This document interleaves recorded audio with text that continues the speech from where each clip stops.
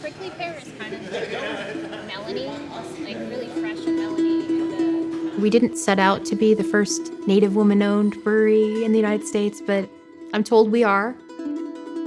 I think our existence, the thoughtfulness that we put into the products we produce, the way we tell our stories, and that connection to the land, I think it surprises a lot of people.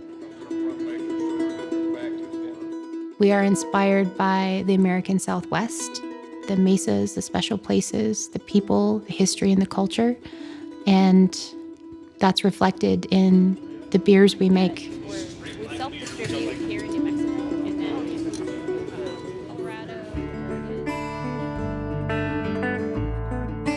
Oregon. I grew up on the prairies of western North Dakota on the Fort Berthold Reservation, home to the Mandan, Hidatsa, and Arikara Nation. I have many fond memories. I, grew up running the hills, above the lake, riding horses with my cousins.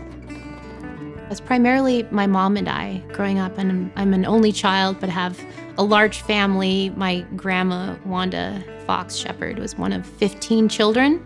She would make our traditional foods. She would educate others on our traditions. She would tell us about her own grandmother and the large garden that they kept. She was very loving, but at the same time, she was a realist.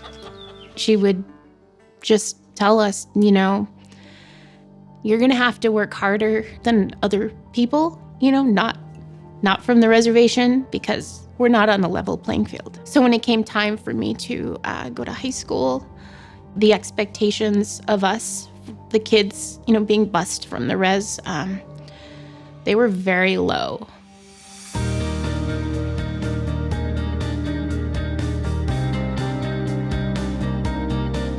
I felt fortunate to be at Stanford every day. There's a Native American community center. There's a lot of commonality regardless of, which reservation you come from. We actually met at the community center in the computer lab. We started, dating. We've been together ever since, so it's been over 20 years. Missy and I both kind of connected on our appreciation for craft beer, learning about yeast and the ingredients, the history, the geography, the science of craft beer. I think it really sparked our interest and curiosity.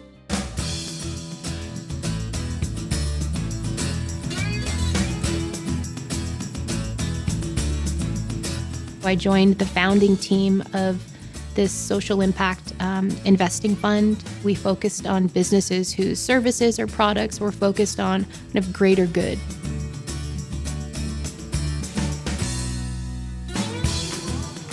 For the most part, craft beer, it's pretty homogenous in terms of, white bearded men. That can make it challenging sometimes to approach people and build those relationships. Even with my background and experience, it was a very challenging process to navigate. I approached every bank in Albuquerque and was told no, even though I had equity. I had a very detailed plan. I could talk through it, but I was told over and over and over, we don't do startups. Wait a second. There's 10 floors.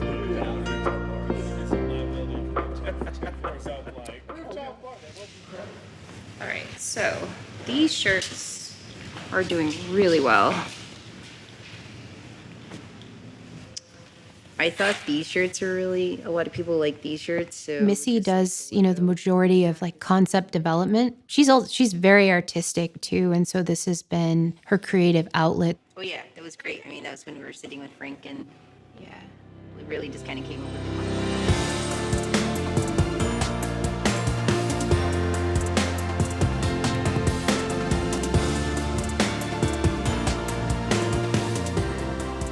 We now source our blue corn from Tamaya or the Santa Ana Pueblo.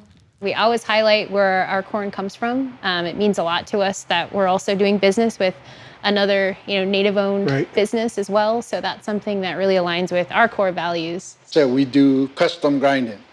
We do all 23 tribes in the state of New Mexico. Every tribe is different. So every tribe wants different textures and different roast.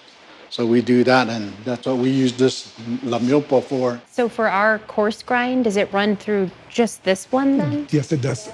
It's super gritty, grittier than what they normally, make for some of their other products. But so they roast it for us. They crush the corn for us, and we buy it from them in 50-pound bags, 500 pounds at a time.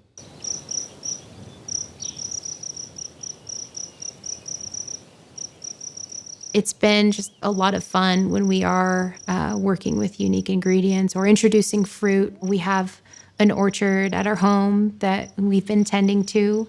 The peaches ultimately ended up in a traditional golden sour beer. It's actually on draft right now. It is a taproom exclusive and one that we're very proud of.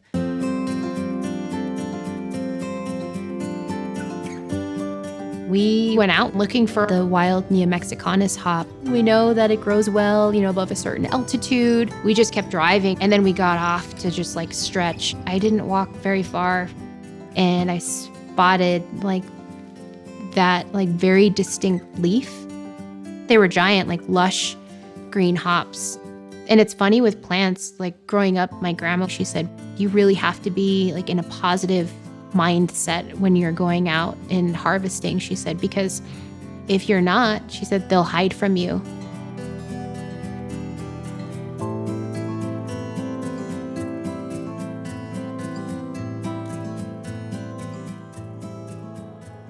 We're revisiting and wanting to learn how to carry forward methods of native agriculture and growing practices.